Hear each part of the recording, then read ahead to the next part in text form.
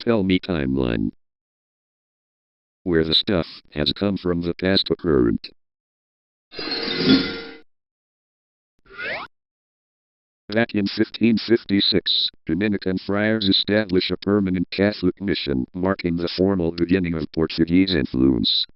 On 1651, the Dutch captured Kupang on the western end of the island, initiating a century-long struggle for control.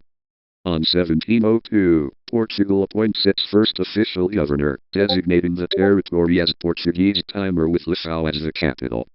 On 1769, the Portuguese governor relocates the colonial capital eastward to Dili due to local conflicts. On 1859, Portugal and the Netherlands signed the Treaty of Lisbon, formally splitting the island into West Dutch Timor and East Portuguese Timor. On 1912, Portuguese colonial forces crush a major local uprising led by traditional chief Dom Boaventura. On 1942-1945, Japanese forces occupy the island during World War II, resulting in a brutal guerrilla campaign and the deaths of up to 60,000 Timorese. On 1974, the Carnation Revolution in Portugal leads to a policy of rapid decolonization for its overseas territories. On November 1975, as civil unrest grows, the pro-independence party FRETILIN unilaterally declares the Democratic Republic of East Timor. On December 1975, Indonesia launches a massive invasion of East Timor, annexing it as its 27th province. A 24-year occupation begins, resulting in the deaths of roughly 200,000 people from famine and conflict. On 1991, Indonesian troops fire on peaceful demonstrators at the Santa Cruz Cemetery in Dili, killing over 250 people and drawing global condemnation. On 1996, activists José Ramos Horta and Bishop Carlos Bello are jointly awarded the Nobel Peace Prize for their nonviolent campaign for self-determination.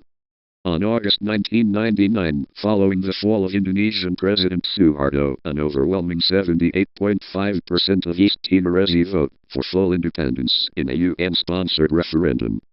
On September 1999, anti-independence militias, backed by the Indonesian military, launch a scorched earth campaign. The UN deploys an international peacekeeping force, INTERFET, led by Australia to restore order. On 1999-2002, the UN Transitional Administration in East Timor, UNTAET, governs the territory to help rebuild infrastructure and institutions.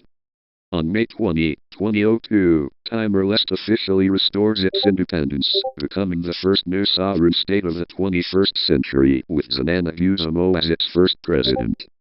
On 2006, a deep political and military crisis triggers widespread civil unrest in Dili, forcing Prime Minister Mari El-Kitiri to resign and prompting the deployment of international peacekeepers.